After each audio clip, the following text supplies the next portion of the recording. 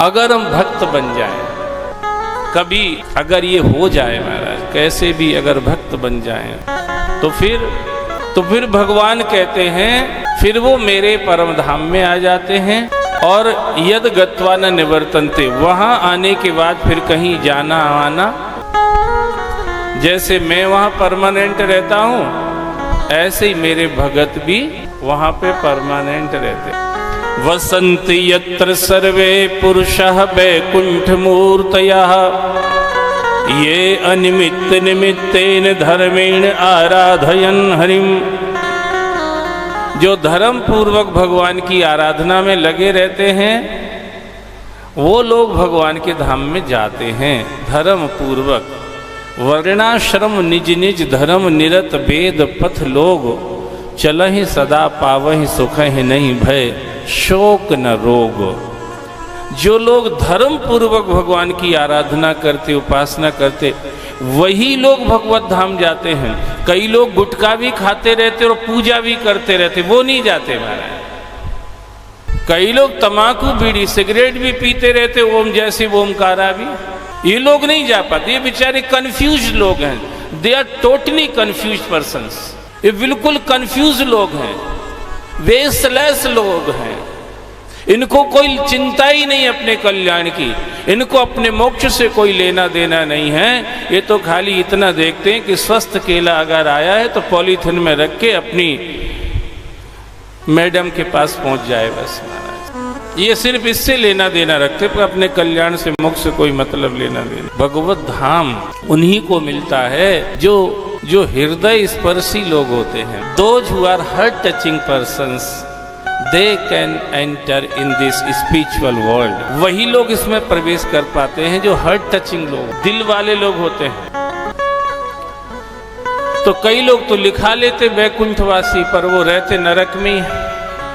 पर जो धर्म पूर्वक भगवान की आराधना करते हैं, उनको ही भगवान का धाम मिलता है। इसलिए अपनी जो छोटी बड़ी जो भी क्रियाएं हैं, उनमें भी धर्म शामिल होना जरूरी है। उनमें भी धर्म शामिल होना जरूरी है। अगर उनमें धर्म नहीं होगा तो अपन सक्सेस नहीं हो पाएंगे। आप कहें कि मंदिर में तो सोमवार है, आज शंकर जी पे बिलपत्र चढ़ा दिया, उनका दूध से अभिषेक कर दिया। पंडित जी ने कहा था कि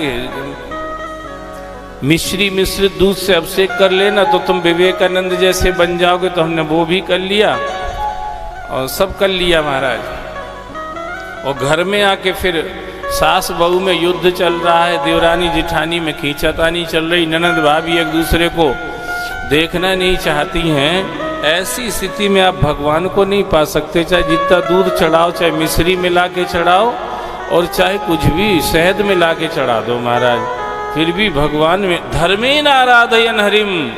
आपको धर्म की नींव पर ही आप अध्यात्म की इमारत खड़ी कर सकते हैं। अगर धर्म की नींव नहीं है तो आपकी अध्यात्म की इमारत के आप सपने भले देखते रहो पर साकार नहीं होंगे महाराज। इतना याद रखो, तब तक भटकना पड़ेगा जब तक भगवत मिलन नहीं हो जाए। इसको आप याद रखो। भजन करना चाहे मत कर, हम दो ही हाथ है, हमारे ज्यादा होते ज्यादा ही जोड़ लेते, दो ही हैं, दो ही हाथ जोड़ रहे हैं। एक ही प्रार्थना आप सबसे कर रहे हैं। सब समझदार लोग हो यार। जयपुर में ऐसे ही घर नहीं बना लिया होगा, नहीं तो उधर साइड में कहीं पड़े रहते, झालावाड़ आलावाड़ में नहीं। जयपुर में ऐसे ही घर नहीं बना लिए। इंटेलिजेंट तो हो ही तुम सब, इसमें तो हमें कोई डाउट नहीं है। राजाओं का प्रदेश है ये राजस्थान, राजस्थान।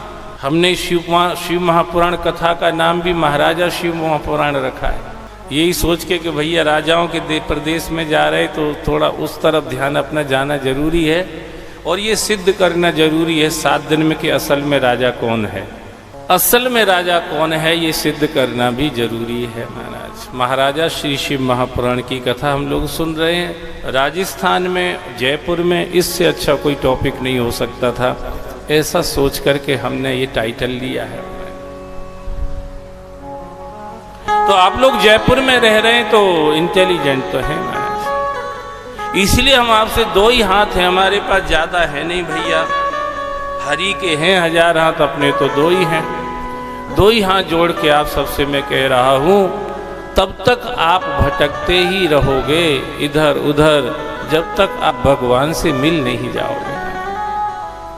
अच्छा, और 84 लाख योनि में किसी अन्य योनि में ये चांस नहीं मिलेगा। दुर्लभम मानुषम देहि देहि नाम क्षण भंगुरः तस्यापि दुर्लभम मन्ये वैकुंठ प्रिय दर्शनम।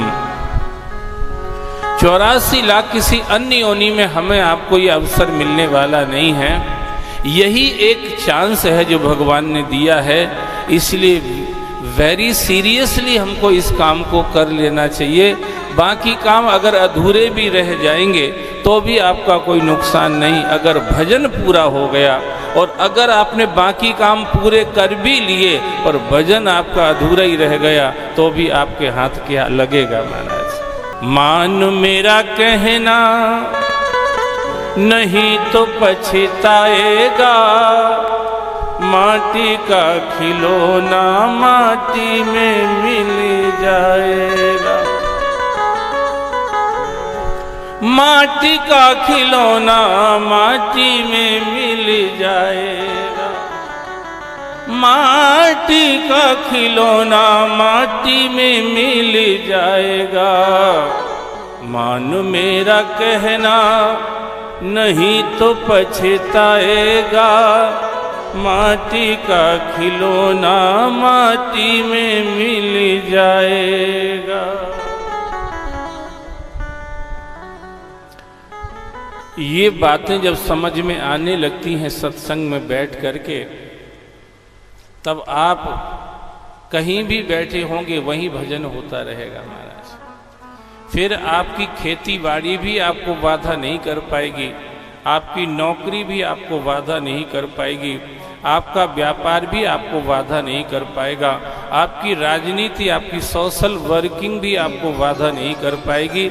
अगर ये बातें आपके जहन में चलती रहेंगी तो, और अगर ये बातें नहीं आई तो आप नौकरी से भी रिटायर हो जाएंगे, घर परिवार से भी आप मुक्त हो जाएंगे, आप खेती बाड़ी से व्यापार से भी छुटकारा पा लेंगे, पर फिर भी आपका भजन में मन नहीं लगेगा। आप ताश पत्ती खेल के ही टाइम पास करेंगे। कितने लोगों का आप देखो ताश पत्ती खेलते रहते, बोले अब रिटायर हो गए कुछ काम ही नहीं बचा। जब रिटायर हुए नहीं थे तब कहो कि भैया थोड़ा भजन कर लो तो कहते काम से ही फुर्सत नहीं। अब रिटायर हो गए तो कहने लगे काम ही नहीं बचा, तो फिर ताश पत्ती खेल रहे हैं। जब तक आप सत्संग के विद्यार्थी नहीं बनेंगे तब तक आपके भजन का स्ट्रक्चर प्रॉपर नहीं बन पाएगा महाराज।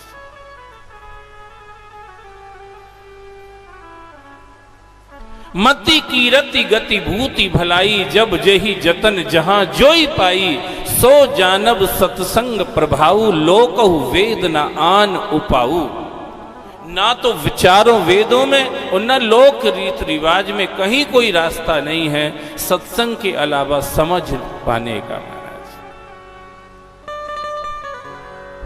कल हम लोग सुन रहे थे देवराज द्विज, सारे पाप कर्मों का सरताज बादशाह, झूसी प्रयाग प्रतिष्ठानपुर में मंदिर में शिव पुराण सुन लिया था लास्ट टाइम में। आप बताइए कितनी वेश्याओं के साथ उसने वेश्यावृत्ति करी थी, कितने लोगों के साथ दोस्ती और दुश्मनी करी थी, कितने लोगों को चिपटाया और कितनों को निपटाया था।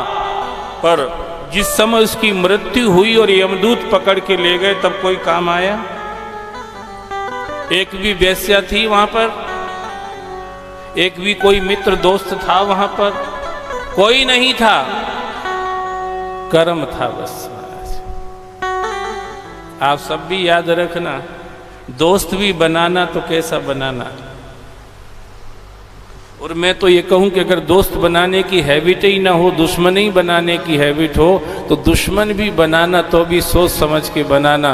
फालतू का एरे गहरे नत्तू खैरे को दुश्मन बना लेना, दुश्मनी भी करो तो भगवान से कर लेना तो भी बेड़ा पार हो जाएगा महाराज।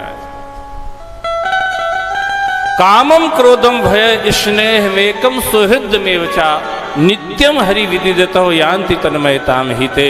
कैसे भी करके आप भगवान का स्मरण कीजिए, चिंतन कीजिए, सिमरन कीजिए, उस आपका मन उसमें लग जाना चाहिए।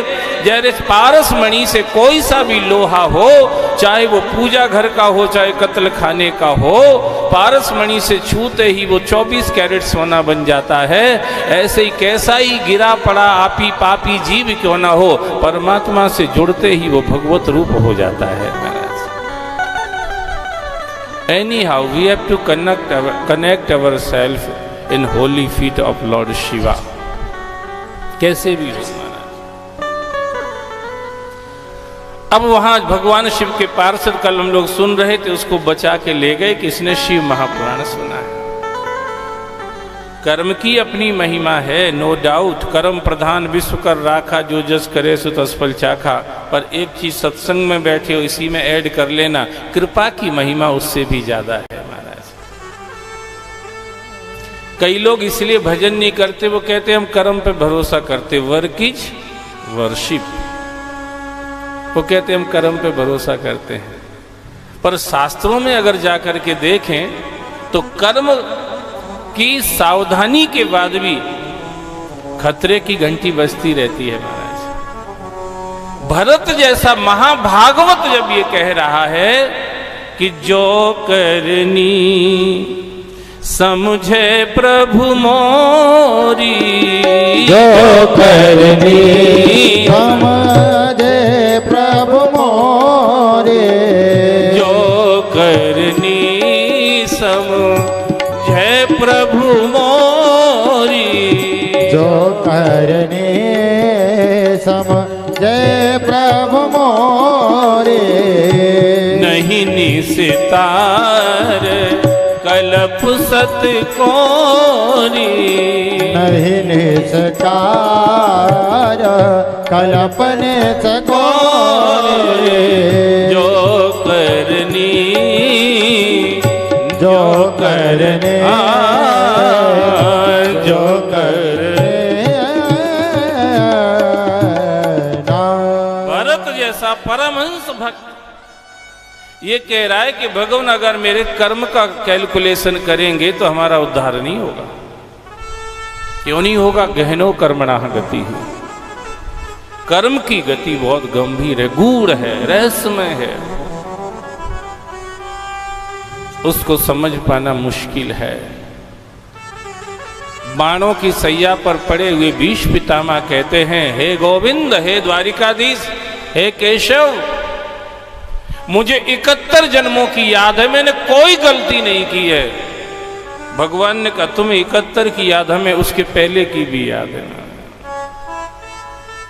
मतलब बोले तुमने उसके पहले माने 72वें जन्म में तुमने एक कीड़े को कांटे कांटे कांटे कांटे चुभोए थे, आज वही कर्म तुम्हारा जागृत हुआ है, इसलिए उसके फल को भोगने के लिए तुम बाणों की सैया पे पड़े हो। तो हमारे अनगिनत जन्म हो चुके हैं। कई बार लोग कहते महाराज मुझे तो आपके विज्ञान पे भरोसा नहीं, अध्यात्म पे। क्यों?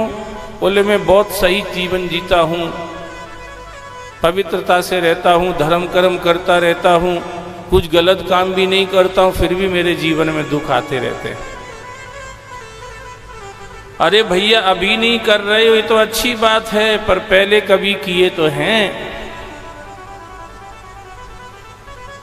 हमारे आपकी जिंदगी का भेद का कारण ही हमारा आपका कर्म है, नहीं तो सभी एक जैसे ना हो जाते।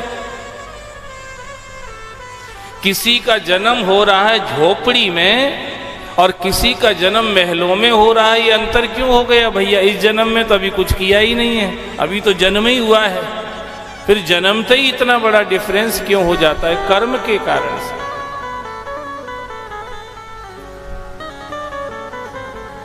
अगर मोक्ष की बात करें, परमानंद प्राप्ति की बात करें, सच्चिदानंद स्वरूप की प्राप्ति की बात करें, तो सिर्फ कर्म के अहंकार से उस स्थिति को पाना डिफिकल्ट है, कठिन है महाराज। पर अगर वो कृपा कर दे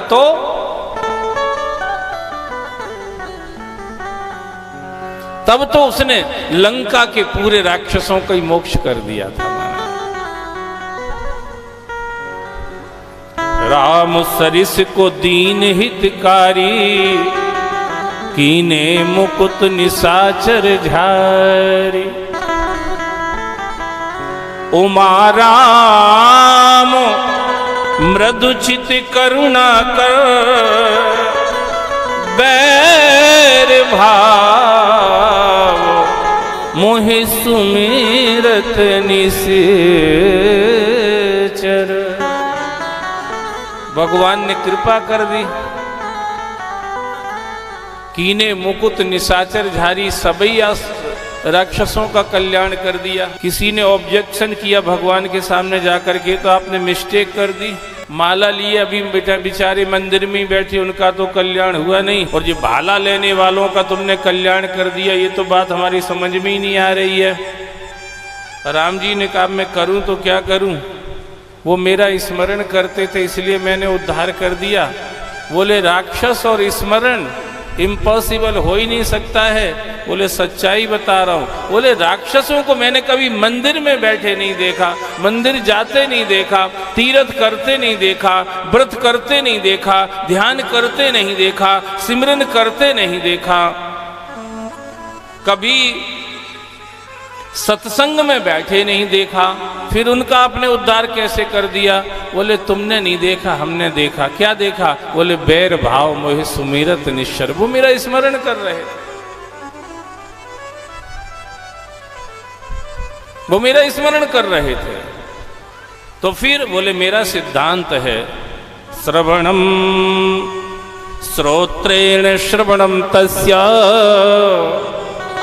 वचसा कीर्तनम तथा मनसा स्मरणम तस्या महासाधन उच्यते। हमारा नियम है, बोलो शंकर भगवान की नियम क्या है? जो कानों से मेरी कथा सुनते हैं, भगवान कह रहे ध्यान से सुनना,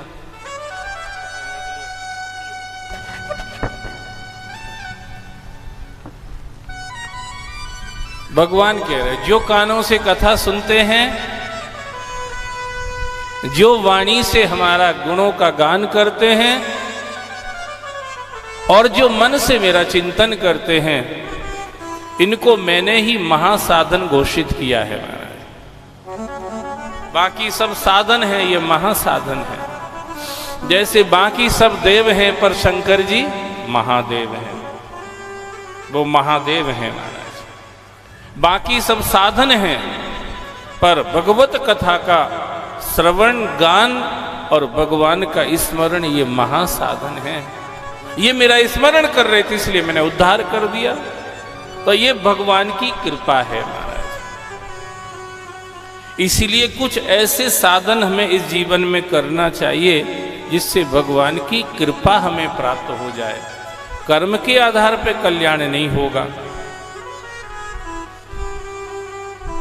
भगवान ने कहा भीष्म पितामह, तुमने उस समय जो किया था ना, उसका तो परिणाम यह है कि तुम बाणों की सैया पर पड़े हो, और 71 जन्म ने तुमने जो किया है उसका परिणाम यह है कि मैं तुम्हारे सामने खड़ा हूं महाराज। Yes, that's why I am here before you. मृत्यु के समय मेरा नाम भी किसी के मुंह से निकल जाए, मैं उसका कल्याण कर देता हूं। मृत्यु के समय किसी के कान में मेरी कथा पड़ जाए, मैं उसका मोक्ष कर देता हूं।